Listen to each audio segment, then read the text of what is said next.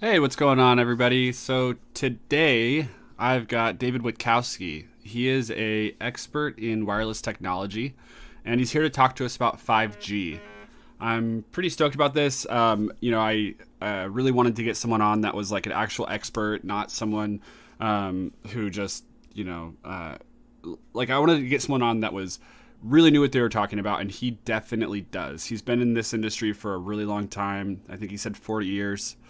And he understands it from like a physics standpoint, but he also understands public policy, and that's primarily what he deals with, is working with the public offices. And so it's pretty cool. I think he gives a really good detail of how this technology works and the exciting opportunities that it has to open up for everybody in the future.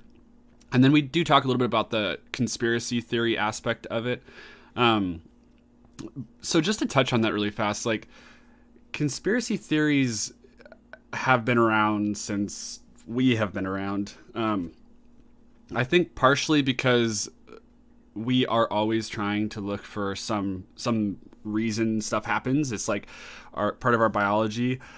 People that were hyper aware of agency tend to pass on copies of their genes. People that don't think that there's agency out there die because if you think that there is something going on and you're right, and then you survive. If you think that there isn't something going on and you're wrong, you die. So, conspiracies, the thing is conspiracies are real, and there are huge conspiracies that really do go on. And the reason that I wanted to talk to him is because this isn't a conspiracy. Like, there are conspiracies that we should be talking about, that we should be focusing on, like coups on international governments and, things that, companies really are doing, like destroying the planet, not taking care of their responsibilities in the ocean, drilling and not being held responsible for damages,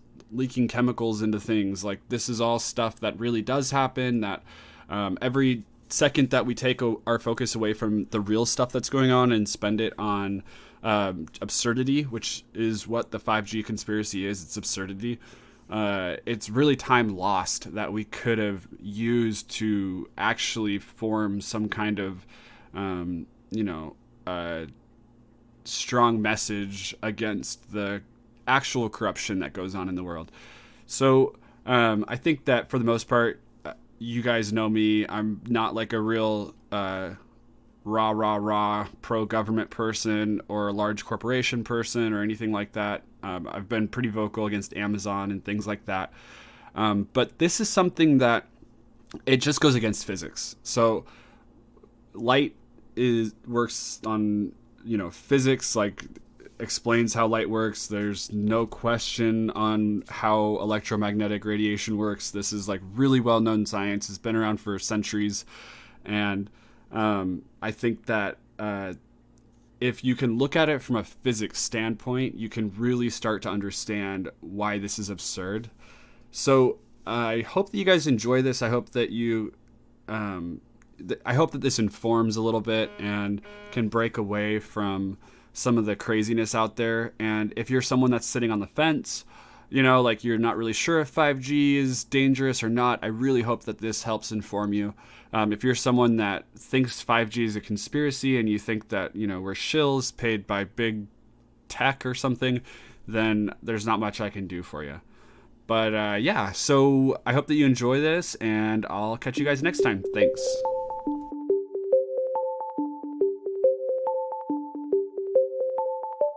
We have come here to expand all minds.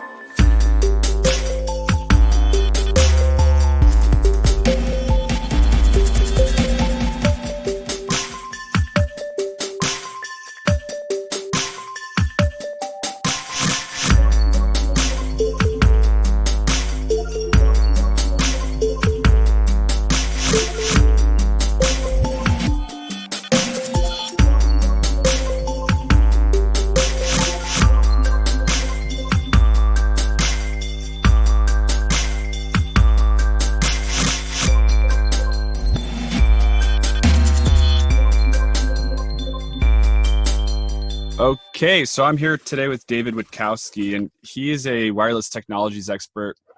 Um, so, I wanted to talk about like kind of the conspiracies and things like that that's going on. But before we get into that, I thought it'd be nice to like run through the actual technology, and just in general what wireless technology consists of and what it typically is. Sure. So, first, why don't you explain who you are and how you came to be kind of like a technology expert? Yeah, sure.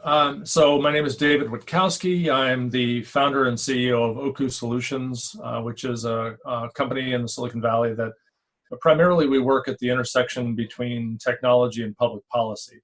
So we are, for example, I work with Joint Venture Silicon Valley, a nonprofit organization, where I head up their wireless communications initiative. We work on regional challenges in telecommunications. I work with the California Emerging Technology Fund, which is a state organization. I serve on their board of expert advisors. At the national level, I work with the Global City Teams Challenge, where I'm the co-chair of the Wireless Supercluster, so that's a NIST project. And then I work with the IEEE Future Networks Initiative as co-chair of their deployment working group. So I have regional, state, national, and international roles in technology. My background is that I've always had a fascination with communications technology. I could tell a funny story about how it happened. It involves my earliest memory is jumping out of my crib when I was very young and being rushed to the hospital by my policeman father, and sitting in the front seat of his squad car where his police radios mounted to the dashboard. And I was fascinated by these voices coming out of the dashboard. And I guess maybe that blow on the head combined with my trip to the hospital probably drove me down a path of wireless being a hobby for me growing up. It kind of came of age during the CB radio craze of the 70s, amateur radio, and my uncles and relatives that were in the military and did communications. And so then I followed in that. I joined the U.S. Coast Guard when I was 18 and did communications in the Coast Guard. And then after that, got into two-way radio communications, which ultimately led to me being involved with some of the early cellular deployments. And I've pretty much been in wireless or some form of communications in my career over the longer than I care to admit, I should say. So yeah. So that's pretty interesting. So you've seen like a wide array of different wireless technologies over the years. So I'd like to kind of maybe go through kind of how wireless signals work, and maybe even the progression of it. Sure. So I mean, in general, wireless is really, sometimes in the industry, we say wireless is what we say one wire less, which means ultimately the wireless network is in fact a wired network. It's just that you've removed one of the wires from it.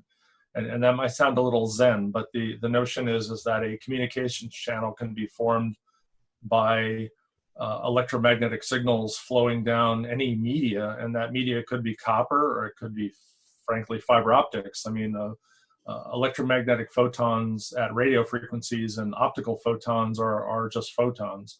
So there's really no difference between them. And if you resonate an antenna, then those electromagnetic waves will propagate, and they can be received and amplified and then turned back into information.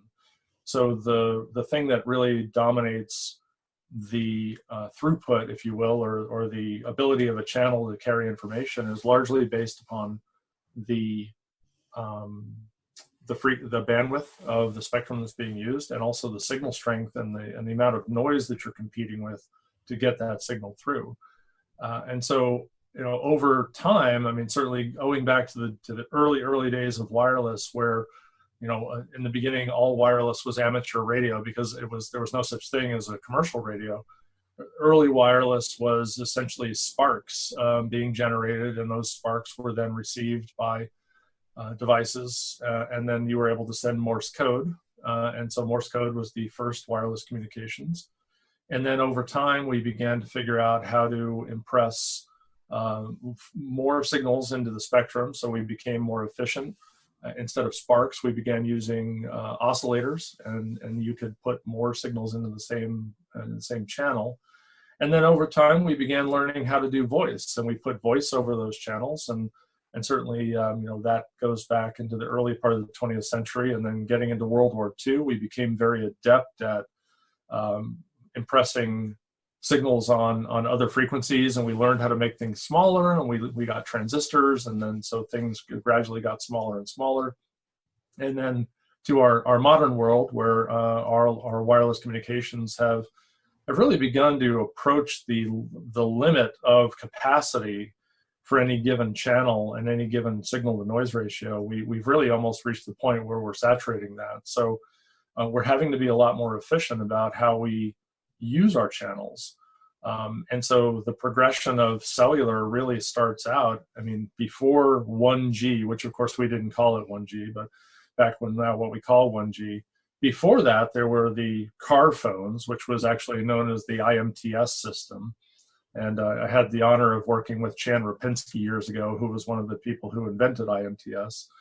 And then 1G cellular was really, it was more like a walkie-talkie with a keypad. It was a way to dial up a particular user, but it was really from a technology standpoint and how the signals were generated, it was really no different than what my father's police car used, that early memory that I talked about. So just really fast. So yeah, of course, when you make that jump from like basically a walkie-talkie over to the first cell phone, yeah. Or maybe over to a car phone, because car phones you could directly contact a particular person, right? Yeah, but sure. before that, was there just like one band and that was kind of the limits of it, or were there maybe like 4 bands on a walkie-talkie and that was the limits of it? How did they change, I guess, from like a two-way connection into like being able to dial a particular person?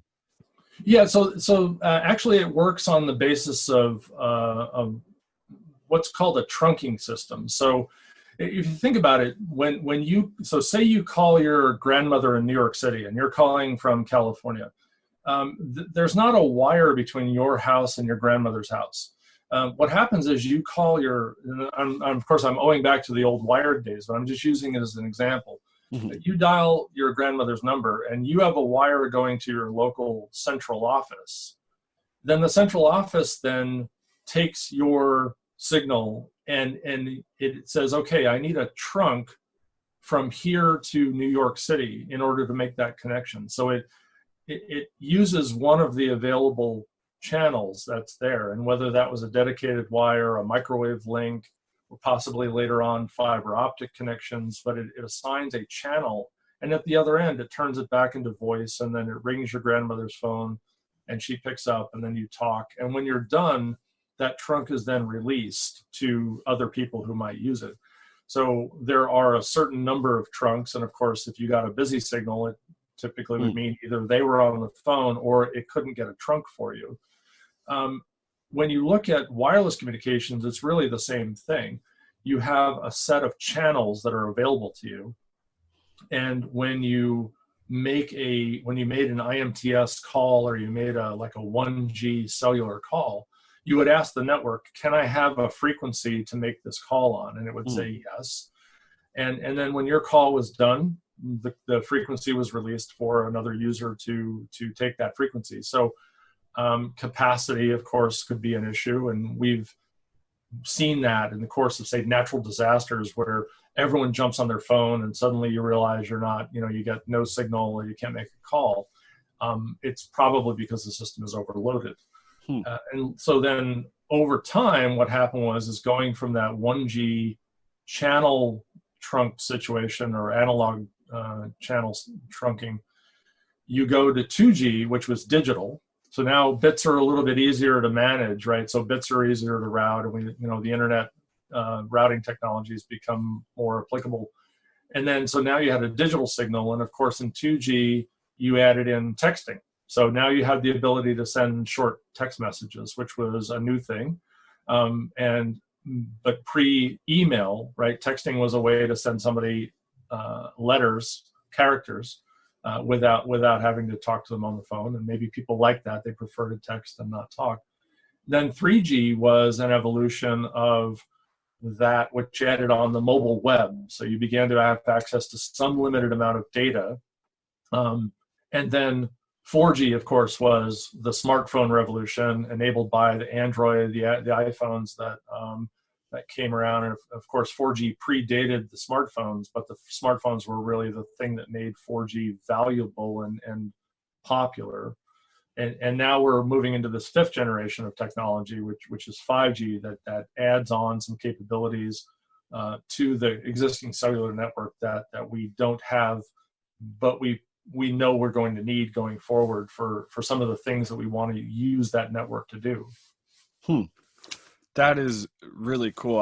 I mean, I think it's so fascinating that light waves create sound waves throughout like processing. It's just the whole concept of it is so insane that we've been able to figure it out. You know, it's like, it's a really, people really take it for granted, but I was thinking, preparing for our conversation, I was kind of thinking about back when I had like the Motorola Razr, and that was the coolest phone. Yeah, that was nice. Razrs were great flip phones. They were very sexy. Yeah, they were so cool. And then I got, like, when iPhones first came out, I got an iPhone, and I had like AT&T and had unlimited service. I thought I was awesome because I could just like listen to podcasts and do all this stuff. And now it's like, if you can't get to a website and like a second, you're just like, why is this? Like, oh, this blows, right? Yeah, exactly.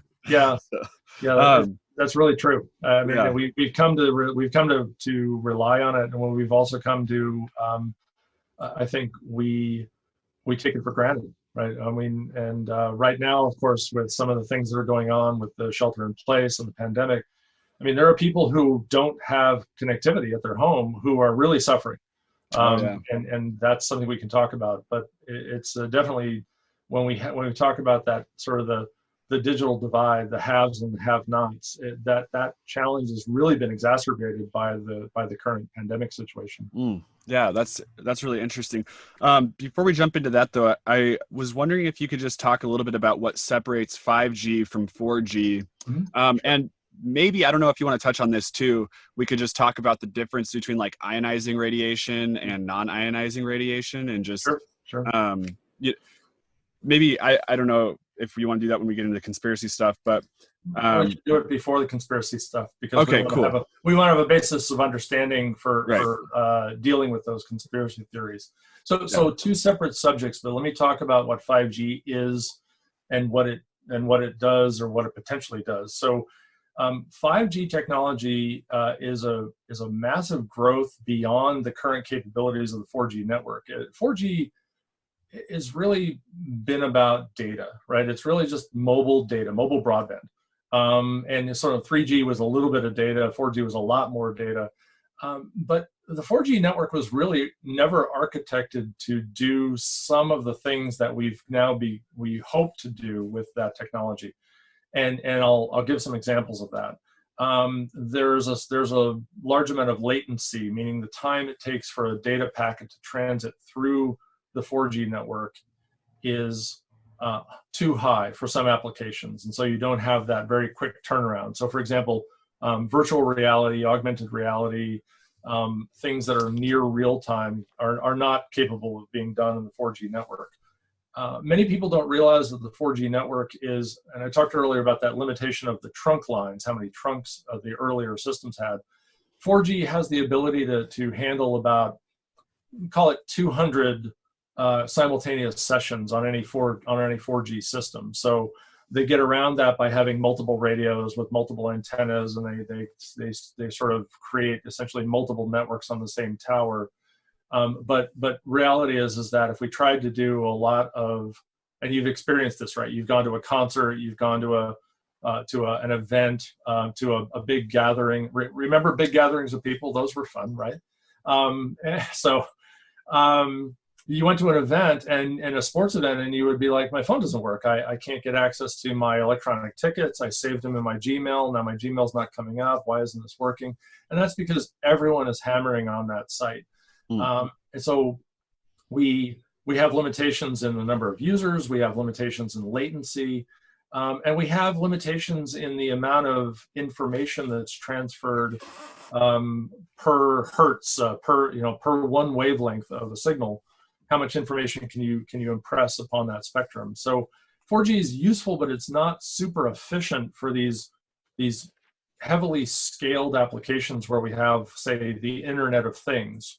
If you're going to start putting a lot of wireless devices on a network, and you want it to be on the wireless network, the 4G network, because you have it in a wide area application, you would have trouble. You would have trouble making that work. And so 5G really brings up, in addition to the enhanced mobile broadband experience, which is just what most people think of, make my phone faster. Certainly we have that in the 5G profiles, but we also have the ultra low latency, ultra reliable communications, that near real-time capability, and we have the massive machine type communication profile, which allows you to do the Internet of Things. We also have other things like fixed broadband profiles. So rather than getting fiber to the home, you might get 5G to the home, and instead of putting fiber into your house, they will give you a box. You'll mount it on the outside of your house, and then you'll punch a wire through the wall, plug it in, have your Wi-Fi access point inside your house, and then now you have a fiber-like experience. But it didn't take 4 hours for someone to come and string a fiber line to your home. Wow, which is really important. That's amazing. So it's going to be being used for more than just cell phones. Very much so. And in fact, a lot of people have objected when they say, well, why do we need 5G? My phone's fast enough. 5G is really not about phones. I mean, yeah, people have said, oh, you can download a HD movie in 3 seconds. Well, who really needs to do that? And I would agree with that. Who really needs to do that?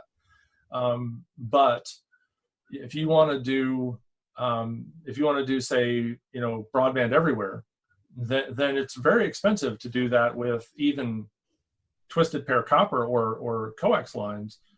Fiber optics is expensive, it's very expensive to deploy. But 5G would be easy because you put up a site, and then in your neighborhood, everyone would attach to that site. And now you have a fiber-like experience, but it costs a lot less, which means that they can keep the price down. And you're going to have another option besides DSL, besides your cable broadband. You're going to have a third broadband provider that you can rely on, and they can keep those prices down. So it's good for the consumer. It's good for you because it keeps money in your pocket. That's awesome. Yeah, and it also, from what I was reading online, it's going to really help with medical stuff as well, like hospitals. Yeah, sure. Telemedicine is a big application for that. Potentially having a doctor monitoring an operation in real time, even mobile medical. So for example, 5G would potentially enable the ability for a doctor in a field hospital to be able to do surgeries and have somebody looking over their shoulder, virtually looking over their shoulder in an augmented reality or real or virtual reality environment. Whereas they're digging around and you with the scalpel and the forceps, and the doctor says, he points and says, don't cut that nerve, right? That's a nerve, don't cut that. And so I think that there's that, and there's other things like, firefighting, for example, having a 5G system where you could fly a drone into a building to look for people that are trapped or figure out where a bomb is, active shooter incidents where you could look to see whether or not there's somebody, and drones are interesting, but they're not really real time. 5G would give you the ability to have that real-time experience and to have that augmented reality or virtual reality capability that would enhance public safety. So even the notion of, say, I had an experience back a couple months ago where I was out bicycling and I came across a guy who was laying on the side of the road, and I was out in a remote area in the county, and the guy was just passed out on the side of the road. I had no idea what was going on with him. And so I have some EMT training from my military days. So I kind of sort of triaged him a little bit, kind of figured out what was going on, tried to see if he was responsive, tried to call 911, couldn't do it. Had to ride up to the top of a hill, call 911, give him my location, and then wait for EMS to get out there and try to keep this guy alive. And so what happened was that they eventually showed up and they brought an AED and a defibrillator with them. Now, what would 5G have done in that situation? I mean, first of all, they could have maybe they could have flown an AED on a drone out to me instead of waiting for a park ranger to come out with an AED in the truck or waiting for the fire truck to get out there. It wouldn't have been great for them to send a drone and say, okay, the drone's going to come to you. When it gets there, do what the drone tells you to do, or do what the voice on the drone to do. And thankfully he was okay. And I think I kept him supported long enough for him to wait for EMS, but it might have been worse. It could have been a worse situation. And so maybe in the future, when you call 911 with a medical emergency, maybe the drone doctor gets there before the ambulance does, or before the fire department does, and maybe that saves lives, right? Yeah, that's really exciting. I actually didn't know that it was going to open up so much possibilities for that kind of stuff. So what other countries have 5G installed and are using them? I think most of the developed world now is beginning to install 5G. Certainly, we've seen deployments here in the United States, typically in smaller deployments. Some urban areas, although there have been some rural 5G deployments as well. T-Mobile, for example, has been doing a lot of low frequency 5G, which is pretty wide area. And I know that's a big part of their strategy, especially going into the acquisition that they're doing with the merger with Sprint. So their strategy is to use the low band spectrum that they picked up in the auction and then move with Sprint's spectrum. And they, between the two of them, they have a lot of spectrum. So this is really going to be a game changer for the industry. Other countries have deployed 5G in Europe. Asia, of course, Korea, of course, jumps on the bandwagon really quickly.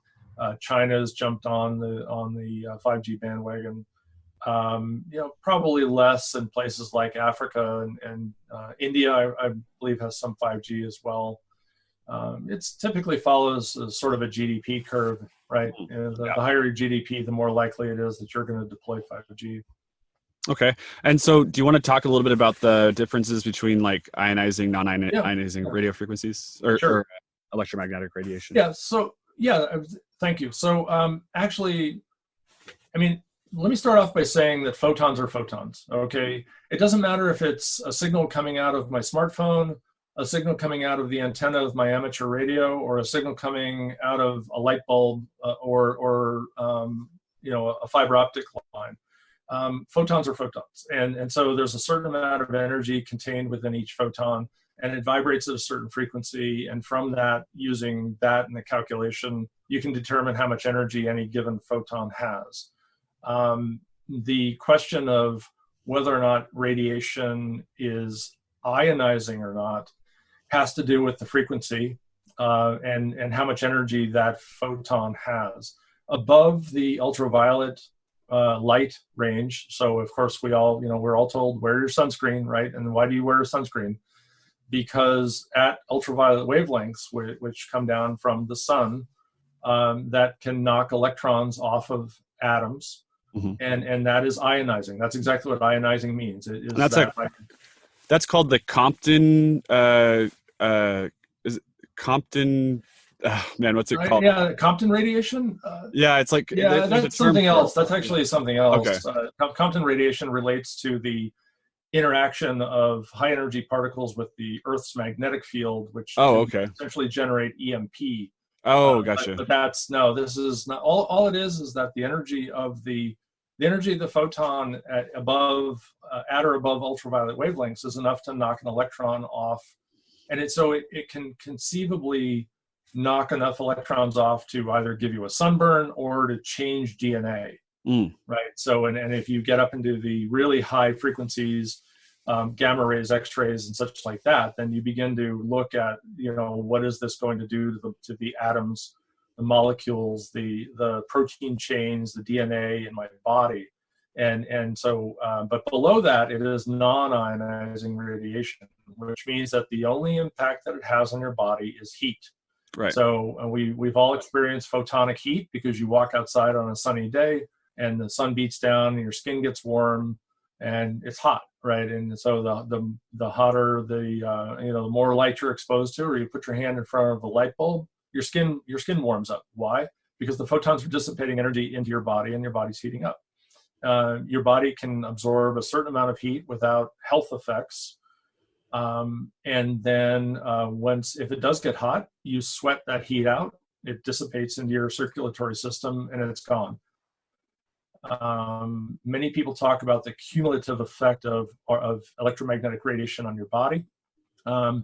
It's not like arsenic or mercury. It doesn't build, or lead. It doesn't build up in your body over time. Your body sweats out the energy and then it's gone. Certainly above certain levels, your body could get hot enough that it might be damaging to you. I mean, you wouldn't want to go up and hug a TV transmitter antenna because it would probably burn you, and that would be bad. But below a level of safety that's set by the international standards for electromagnetic radiation safety, which are defined by a series of standards that comes down from the IEEE and are validated by several organizations that look at this and decide how they're going to interpret those. It is, other than heating, there's no effect on your body. And the safety limits are set at 2% below the level at which you can actually measure heating. And the analogy that I would use for that is, if you had a freeway that was safe at 60 miles an hour, the safety limit is set at 1.2 miles per hour. Oh, wow. Okay. That's insane. So that's 2% of the 2% of the limit at which you can even measure any effect on the human body. Interesting. And the farther, go ahead. I was going to say was, the farther you get away from an RF source, the lower that impact on your body is. Okay. I mean, the biggest impact that you have on your body from an RF perspective is your phone, the phone that you carry. You put it in your pocket, you put it in your hip, in your jacket, you hold it up to your head, you make calls. Cordless phones, microwave ovens, right, are high emitters of RF energy. The cell sites are so far away from you, and by the time you get even 20, 30 feet away from the cell phone, the signal is thousands, if not millions of times lower than where the effect on your body could even be observed. Right. Okay, so now let's get into the messy stuff. So let's talk about this conspiracy. Maybe 5G broadly first, and then later on how it connects to the coronavirus. But first, I mean, because there's been a conspiracy about 5G and 4G and 3G and 2G. They go back into history. Let's put it this way. Human beings we instinctively avoid things that are new.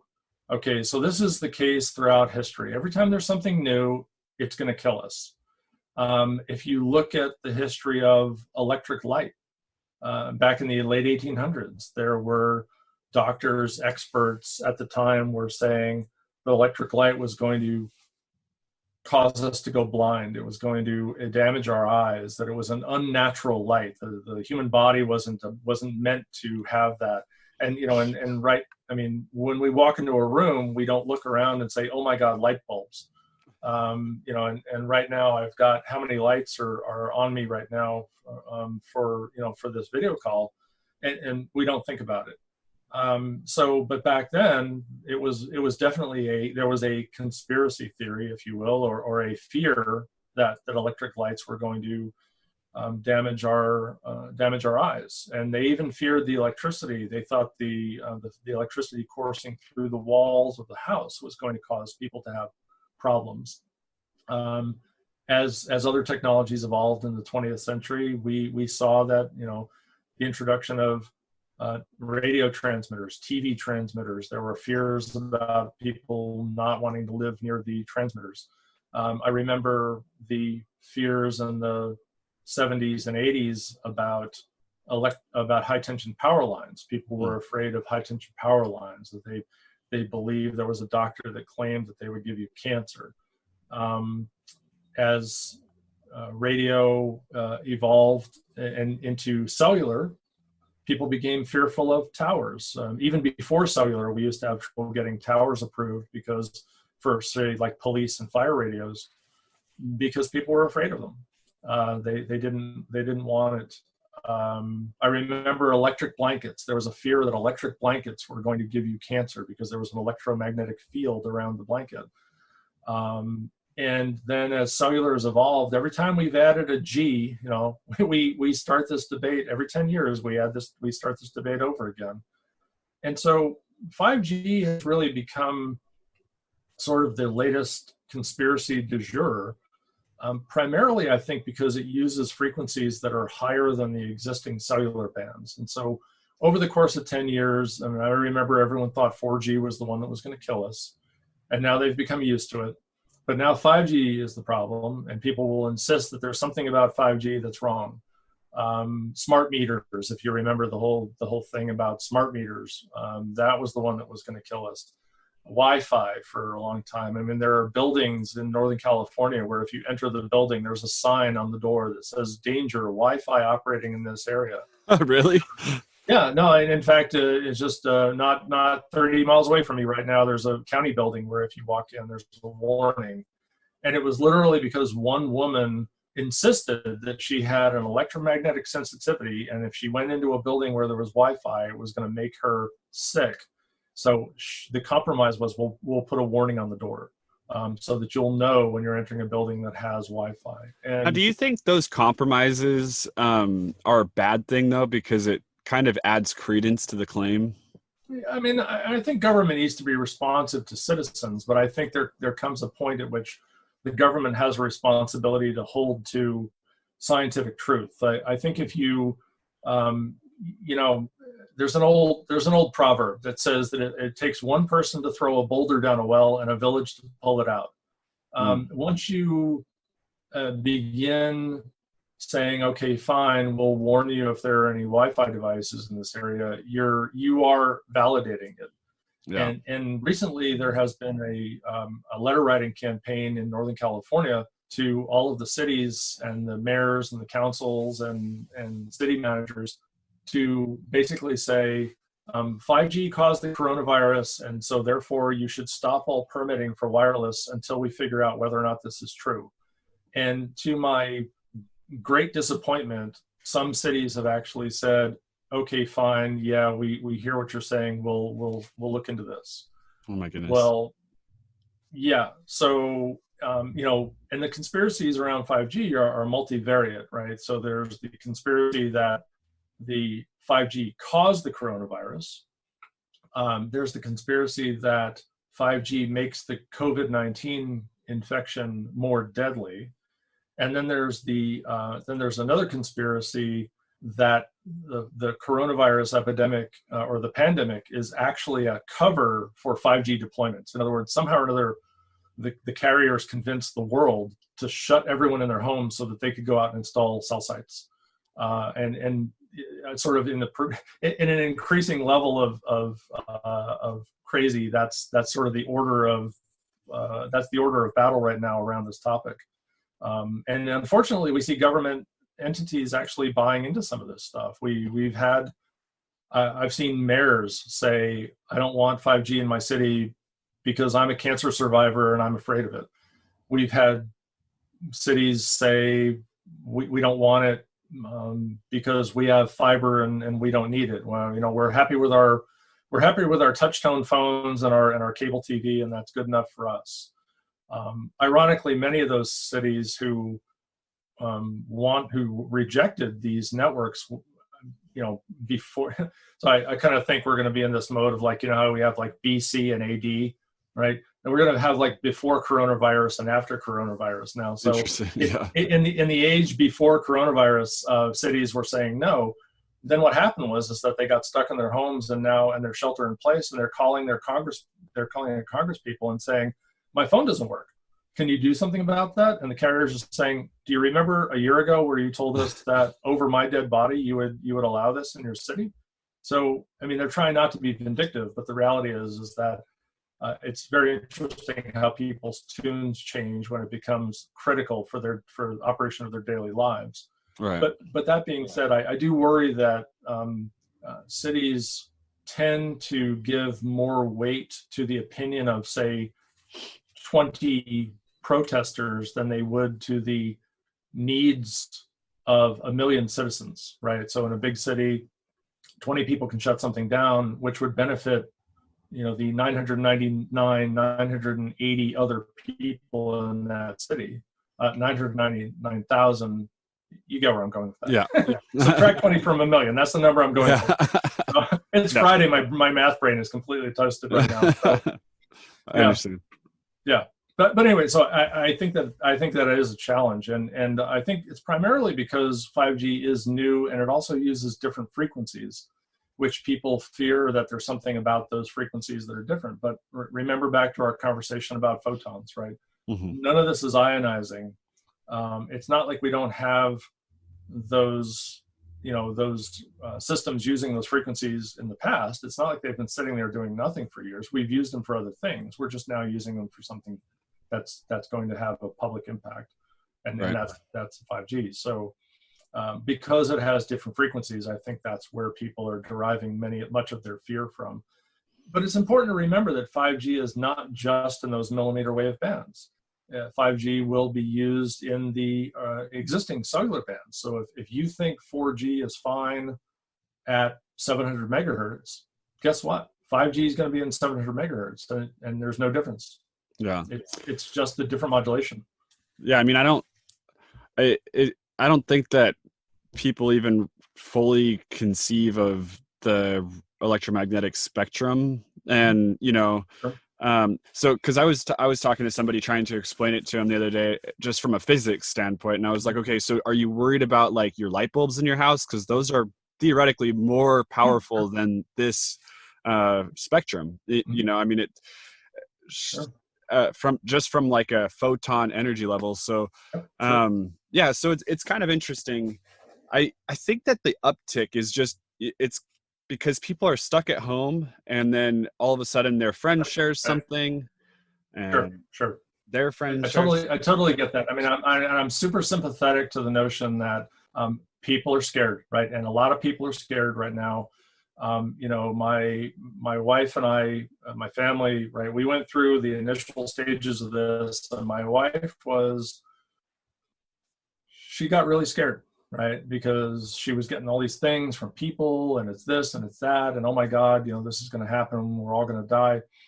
And I'm sympathetic to it, because I've seen the fear up front. And frankly, there were a few nights when I kind of sat there and, thought to myself, well, maybe I should be more afraid than I am. And why am I not as afraid as some other people that I'm seeing? So I totally get that people are afraid. This is new. They're afraid for their health. They're afraid for their loved ones. They're afraid for their neighbors. They're worried about getting food, about getting toilet paper. They're worried about whether or not they're going to have a job next week. I mean, we're just wiping the economy out in the process of this. And this is all uncharted territory for us. And it's easy when you're afraid to see conspiracies, right? It's easy when you're afraid to begin to look for or to assign blame. Yeah. And then suddenly somebody comes across with something, and you're surfing social media, updating Twitter every 20 seconds, and you're driving yourself crazy. And suddenly you latch on to this thing. And by the way, here it comes from people whose names like actor Woody Harrelson, right? Actor John Cusack, Robert F. Kennedy Jr. has been Amanda Holden, who I don't know who Amanda Holden is.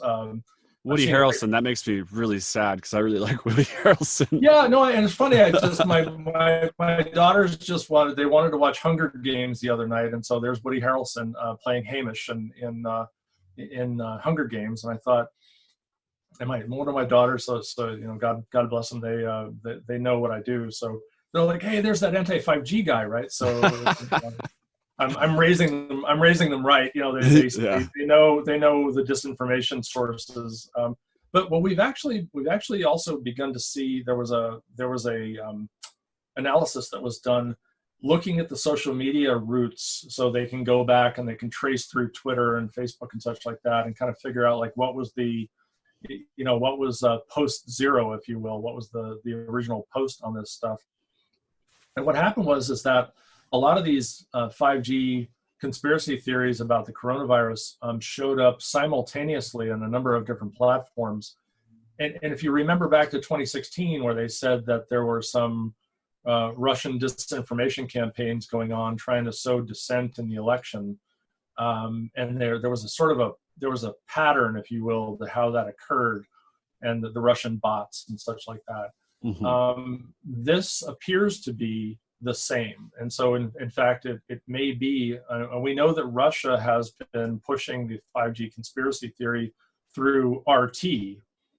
And of course, simultaneously, Russia is deploying 5G on its own, but they are sort of taking advantage of that notion that they think that they can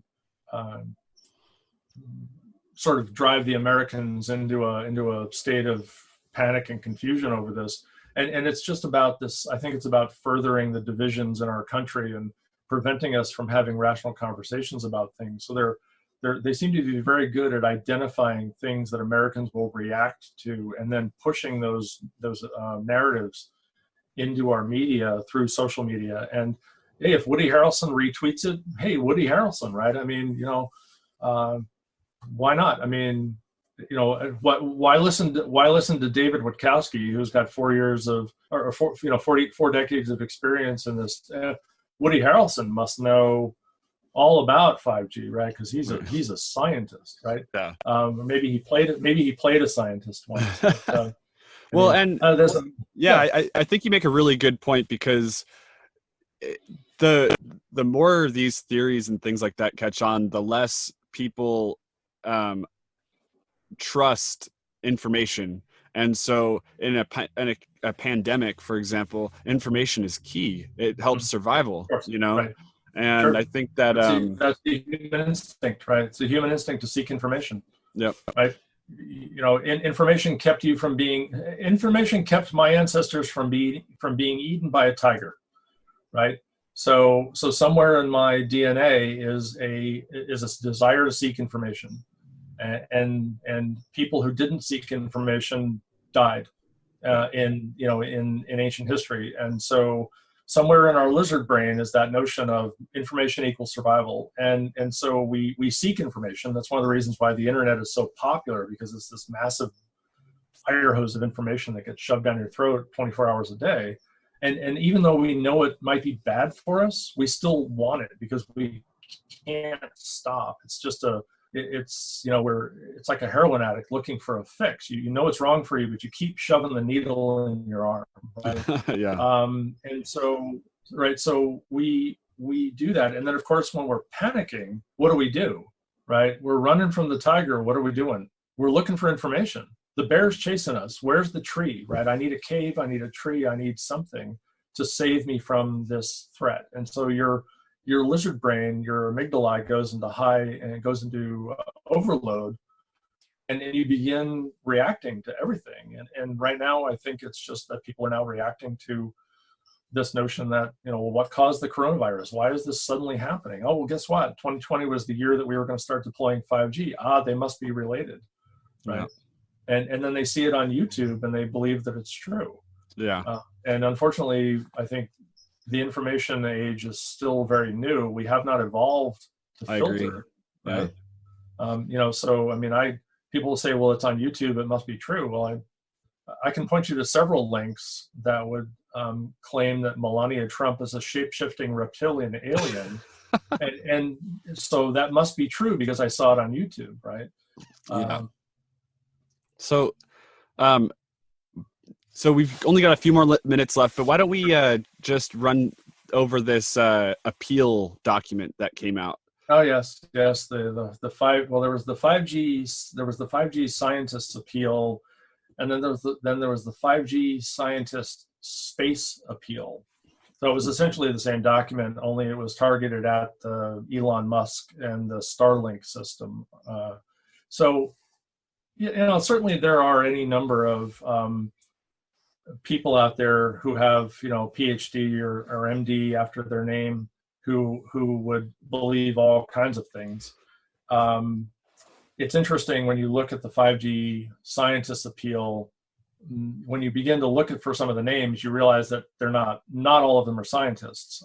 For example, there's a woman on that signatory who's a notorious anti-wireless activist, who has a holistic psychology practice that believes that in order to clear your psychological issues, you have to deal with things that your ancestors dealt with. So if my grandfather had a psychological problem, I need to somehow deal with that because I must have inherited it. I don't know how that works, but so these are the kind of people I think that some of these people that are signing this document are. I mean, and so they're not all scientists, by the way. But in a world of 7.5 billion people, I'm sure I can find 200 people or 500 people, for that matter, 1,000 people with MD or PhD after their name that would aggressively attest that the Earth is flat, or that the moon is made out of Cool Whip. And so you can find any number of people who can believe any number of things if you want to go searching for those people. So yeah, the letter has been, I think it's been sort of roundly debunked, and the sources of information that they have. I went through the 5G scientist space appeal with an engineering mindset and came up with an analysis of it. And they used a lot of inflammatory language. They were talking about these megawatt transmitters, and well, yeah, okay, megawatt transmitters at 20,000 miles above the Earth's surface gets you a signal that's about equal to what you would get from a cell site right now today, right? So your cell signal right now, is somewhere probably around a million times to maybe 10 to 100 million times lower than the point at which you would consider there to be any kind of an effect. And so, but yeah, if you're going to get a signal down from space to the ground, you need to transmit a lot of power. But as it makes its way through the atmosphere, gets absorbed by air, gets absorbed by water, as it gets dispersed in the atmosphere and across the trip between the ground and space. Yeah, you need a lot of power. But they implied in the course of this document that it was, the notion that you're going to have this megawatt transmitter literally hovering over your head, and that of course would be a bad thing, because your body would heat up very quickly in that world. But there's, we've encountered all kinds of things. There's a huge amount of overlap between that group, for example, and anti-vaxxers. Right. Many times we go to these hearings where we meet with cities and we try to sort things out for them, and they will, some person who asserts to be an electromagnetic safety specialist will show up, and they get their accreditation from this place in Santa Fe, New Mexico, that when you look at their board of advisors, they're these quack doctors who have like been, Dr. Axe or something. Well, no, so there's this Dr. Mercola, right? Joseph Mercola, and Mercola is considered to be, I think somebody once anointed him as the head of the anti-vax, anti-science movement, and he makes $16 million a year selling palliative and prophylactic cures for all kinds of things. That and this is a guy who believes that eggplant can cure cancer, and he goes on Dr. Oz, and he's got all these wild theories, and he was selling. Dr. Oz lets him go on there? That's crazy. Yeah. So you got these celebrity doctors, right? So but he's one of the people that in this appeal to authority, these people who are considered electromagnetic safety specialists, they derive their authority from this board of advisors that includes people who have paid fines to the government in terms of millions of dollars for selling tanning beds, which were claimed to have these therapeutic effects. Or they'll tell you, oh, don't buy that Wi-Fi router from Best Buy because it's dangerous. Buy my Wi-Fi router for $400, and it's safe Wi-Fi. It's the same thing. Yeah, and it's the exact same thing, right? Yeah. You're just preying on the ignorance of the American people, and it's tragic. It's just really tragic that people. Yeah, I think Dr. Marcola has had several run-ins with the Food and Drug Administration for selling products that claim to be cures for certain diseases.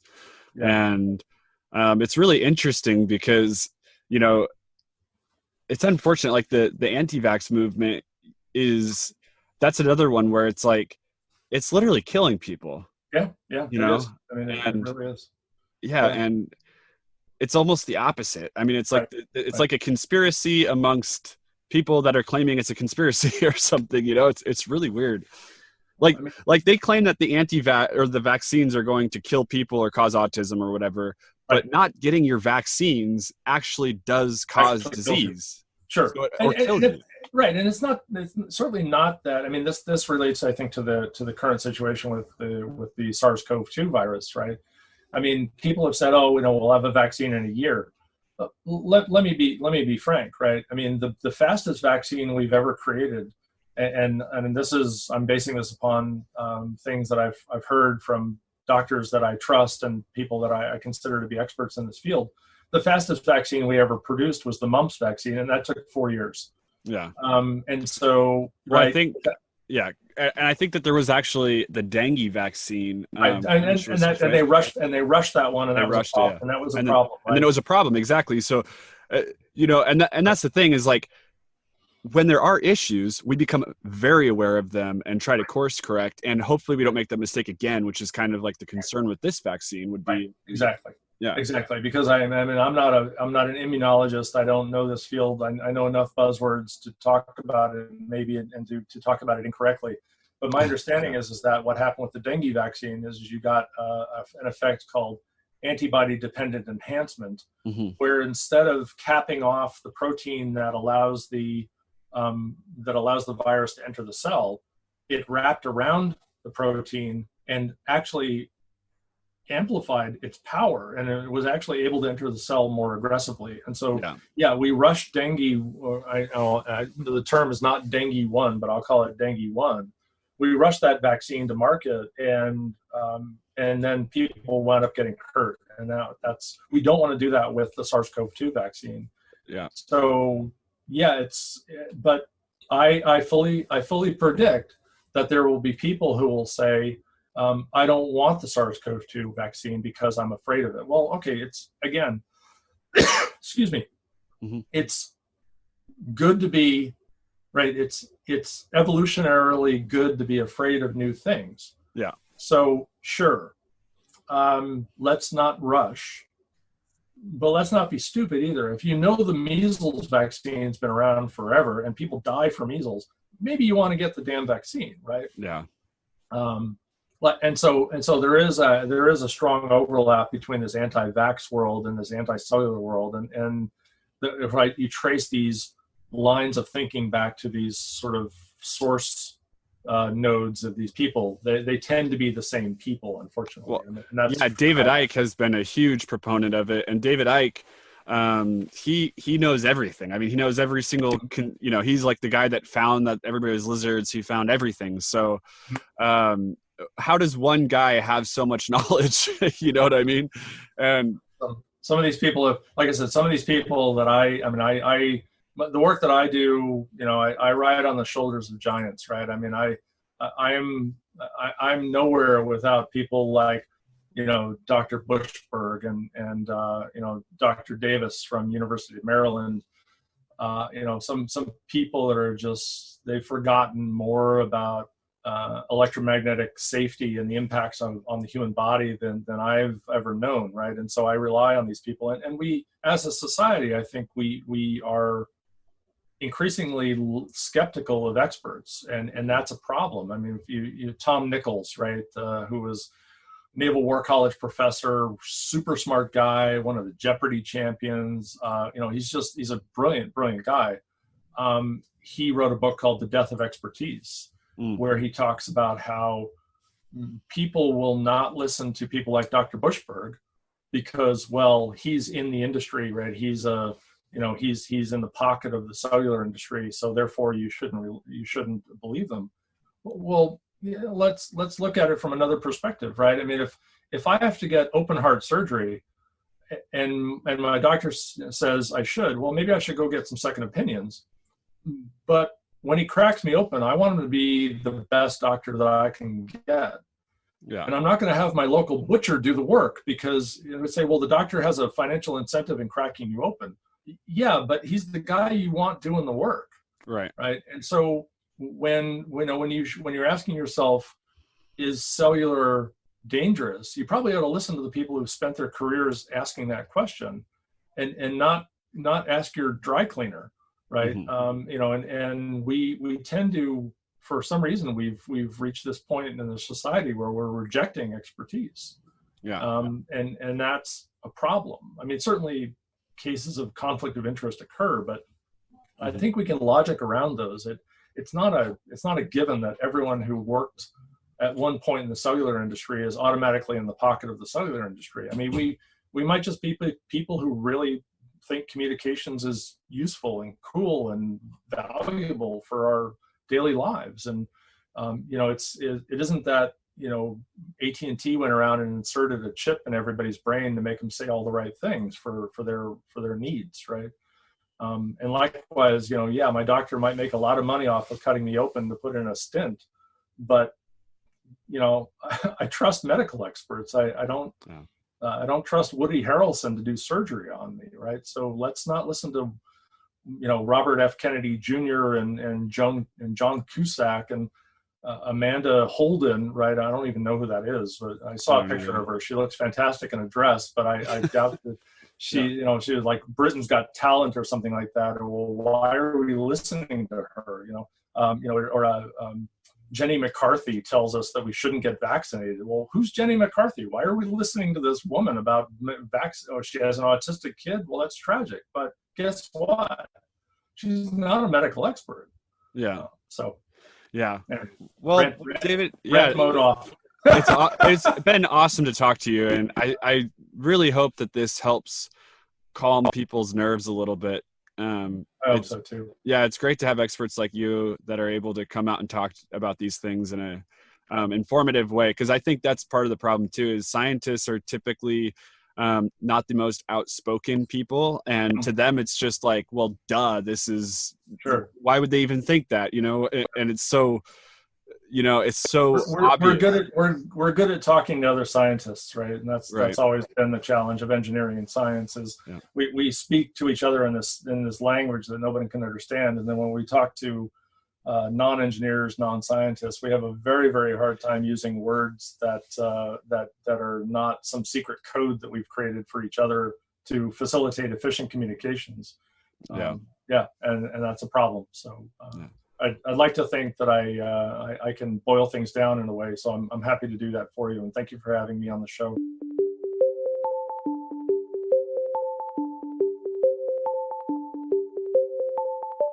We have come here to expand